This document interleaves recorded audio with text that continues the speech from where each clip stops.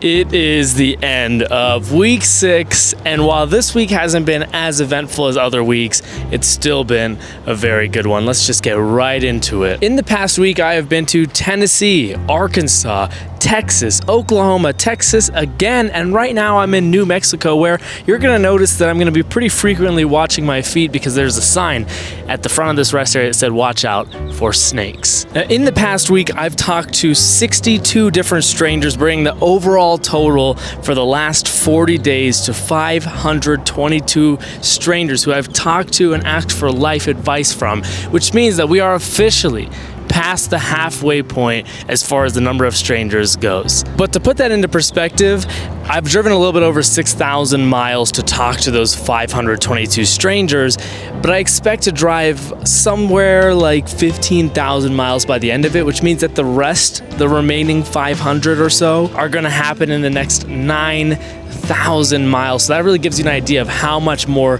driving I'm doing now than I was at the beginning of the journey. Let's start with some highlights. In Little Rock, Arkansas, I made 2 new friends who we exchanged numbers with. Classy is a therapist and a business strategy coach, and Luis is a business owner who runs a business that helps people stay healthy. The way he described it was, not everybody wants to be ripped, but a lot of people just want to be healthy and want to live a long life, and I help them do that. And we had a great conversation. They're going to try to have me on their podcast sometime soon. Thank you, Classy and Luis. It was so lovely to meet you. Also in Little Rock, Arkansas, I had a conversation for about 30 minutes just by a windowsill with this German man named Klaus. And Klaus had like the most, I don't know how to describe it, like a bubbly energy. He was just so kind, and he had this wonderful laugh that was very contagious, and we had a great conversation, him talking about what it was like to immigrate from Germany, I think over 20 years ago, and what it's like going back to visit. The way he said it was that, yes, there are things in America that are bad, but when he goes back to visit Germany for a few weeks at a time, he'll, by the end of his trip, he'll be like, I think I'm ready to go back to the U.S. So he said he always thought he was going to make it to the West Coast and live out there, and ended up in Little Rock and has really enjoyed it. So thank you, Klaus. I loved our interaction too. It really it put a huge smile on my face. It lightened my mood, and it was just great to meet you. Now, while I was driving through Arkansas going west, I saw a sign for Hot Springs National Park. To be honest, I'd never heard of it, but I followed the sign and I went to Hot Springs, Arkansas, and it was a really, really good decision. It was this really quaint little town, and you could drive up this really windy road up to the top of this mountain for Hot Springs National Park, where you got an amazing view of the area. Here's some footage of that. But it was also fun to just walk around and see the town. There are a lot of bathhouses where you can actually go in there and just take a dip in natural heated water that just runs off from that mountain. The town is aptly named Hot Springs. Now, one day I'll go back to Hot Springs to actually enjoy the hot springs, but in the meantime, I met 2 women there named Daphne and Alyssa, who are driving across the country in a Ford Mach-E, which is Ford's all-electric SUV, and they got Ford to lend them this SUV so that they could go from Connecticut to California as part of their nonprofit to help kind of get people over the fear of range anxiety, right? The worry that you'll run out of battery range. And so they're proving it by going from Connecticut to California and documenting the whole journey and making, I think, like 20 stops along the way. Super, super nice people. It was nice to relate to the whole driving across the country thing. And I started thinking to myself, man, I should have gotten Ford to give me an all-electric SUV. That would have been awesome. If you want to follow them on Instagram, their handle is Life on the EV Highway. So nice to meet you both, and good luck on the rest of your journey. In Dallas, I got to see the giant eyeball, which, to be honest, I didn't know existed until I was looking at the map about an hour before getting into Dallas, and I saw this little marker on Google Maps that said giant eyeball. And of course, I'm gonna go see a giant eyeball, and it was really cool. It's like kind of like the bean in Chicago, where you see it and you're like, oh, that's cool. You take a picture with it, and then it just becomes a part of your surroundings. And I don't really know what that means, that a giant eyeball can just become a natural part of your surroundings, but I like it. In Oklahoma, I got to go into a casino for the first time, which I also realized was the world's largest casino, the WinStar. And you know what? I decided that I was okay with losing up to $100 there. But more than anything else, it was like a people watching experience. It was so fascinating to see how the vast majority of the people in the casino looked miserable. Like, only a handful of the people I saw there actually looked like they were having a good time. it's kind of sad. It was like people are really just playing slots with thousands of dollars, hoping for the best on a machine that is designed to make sure you don't win. You know, in general, the machines are designed to make sure that the house wins. And knowing that, it was weird for me to, you know, again, I was okay with losing the $100. It's personal money, not budgeted for this project at all. I don't know, every time I played a slot machine, I was like, I know I'm gonna lose, so why would I do this? Knowing that it's 100% rigged against me. I might win for a second, but that's only so that I can keep playing and lose more. So very, very interesting experience just to do that. Ended the night with, you know, blackjack.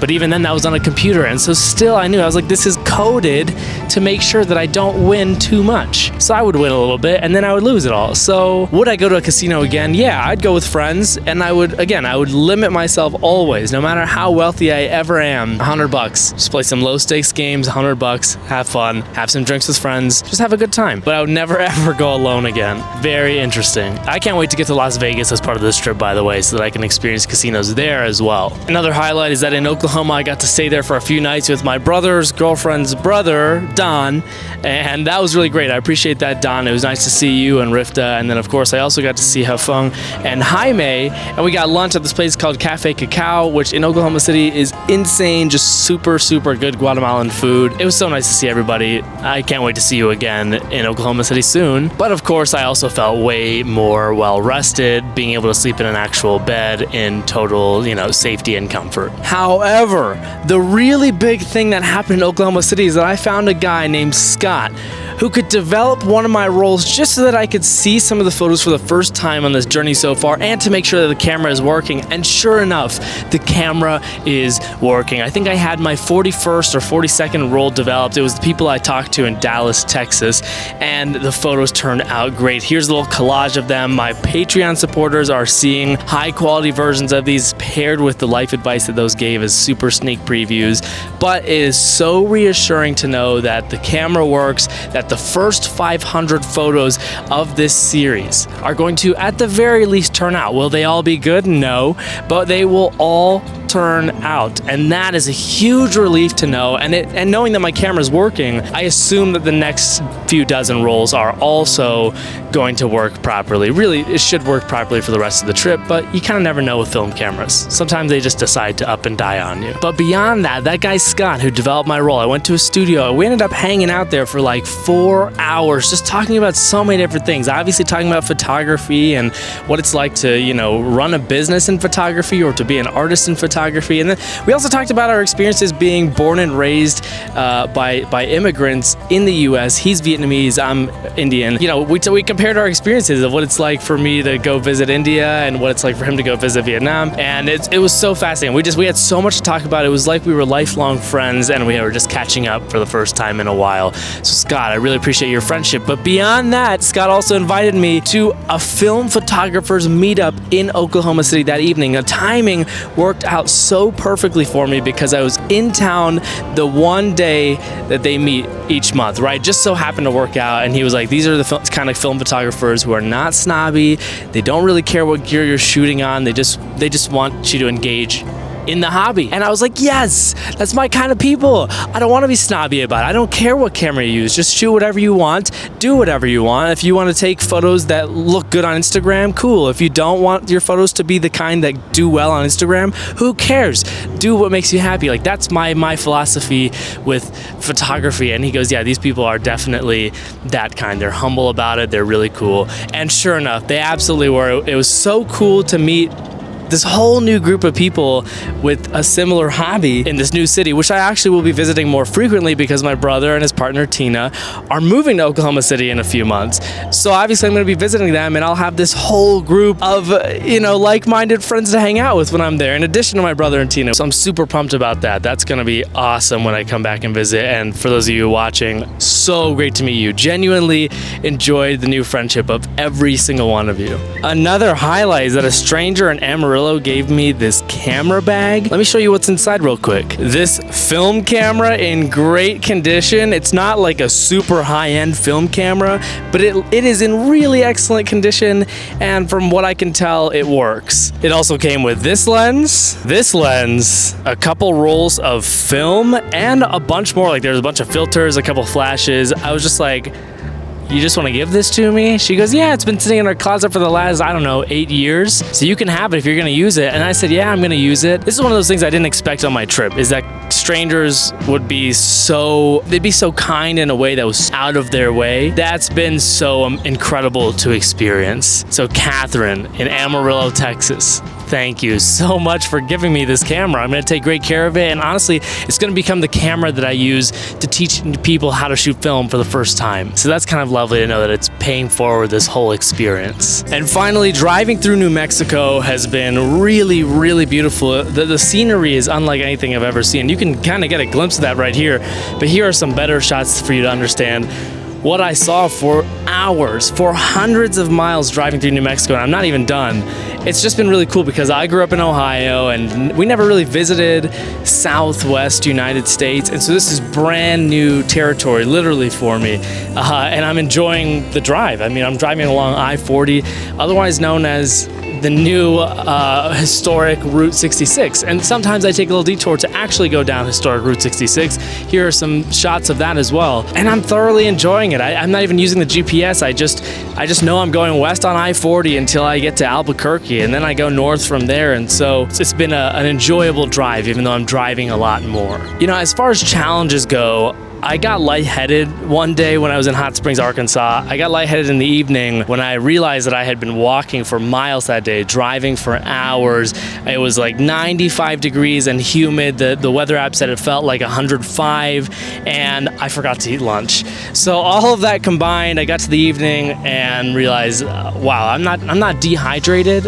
I just haven't eaten, and so I got a huge meal at a place called the Ohio Club, which, you know, being an Ohioan in Hot Springs, Arkansas, I guess I had to go, and I had some really good food, great service, super cool environment. That specific location goes back to Prohibition era in the early 1900s, which was cool to see and read about. But I'm not going to get lightheaded again. I'm going to be really careful to make sure I'm constantly eating when I need to eat and hydrating all the time. Another small challenge is that this tire right here got punctured while I was in Oklahoma City. It wasn't anything too crazy, just a screw that went full on into the tire. Luckily, it wasn't too close to the sidewall to be patched, so some guys patched it up real quick. Only cost me $15 and maybe like 30 minutes of my time. But again, small challenge. I'm glad I caught it as soon as I did, because otherwise that could have been a blown out tire or actual real damage to this axle as I continue to drive. But so far, I've driven a couple hundred miles on the patched tire and haven't had any issues so far. So I trust it. I'm glad that it's all good now. Another small challenge is that, you know, I said at the beginning that I'm making slower progress because I have to drive more every single day, which leaves less time to talk to people, and then all these other things that I have to plan out. But I have to keep reminding myself that it's okay that I'm not getting 10 to 20 people in a day anymore. There are some days where I just get 5 or 6. And, you know, I'm comparing that to the first couple weeks of this journey where there were some days I got like 30 people in the day in multiple cities, multiple states. And I could do that because the states in the Northeast are tiny. So I have to keep reminding myself, just, you know, it's okay. Enjoy the drive, enjoy the moment. As so many strangers have told me, enjoy every single moment. And so I'm doing that. I just constantly remind myself, enjoy this drive, enjoy the fact that the weather is good, enjoy the fact that you are over 1,000 miles from home, both Chicago and Columbus, and that's okay, right? So that thought comes into my mind quite often. It's just that I should be doing more, that I should be shitting on myself, and I just have to remind myself that it's okay. I'm still way ahead of schedule. I've got all the time in the world, and it's okay. As long as I have a few good, meaningful interactions each day, which I've definitely been having, it's okay that I'm not talking to 10 to 20 people every single day. And one last challenge that I've noticed in the past week is that I'm tired.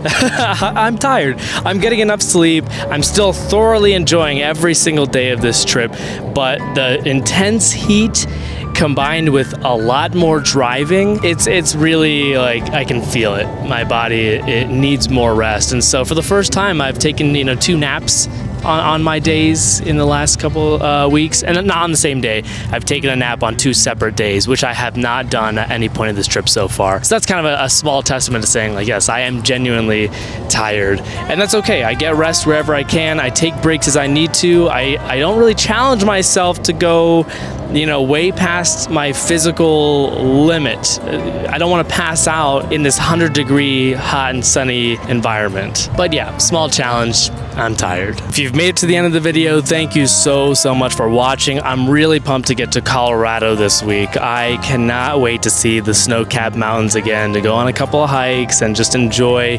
the nice Colorado weather. And seriously, I appreciate you all following along. I appreciate your support. There are so many of you who are just reaching out and reminding me how much you're enjoying watching the journey, which I super appreciate. And whether you're supporting financially, emotionally, or even spiritually, I see you and I appreciate you. But in the meantime, enjoy the rest of your week, and I will see you in the week 7 update.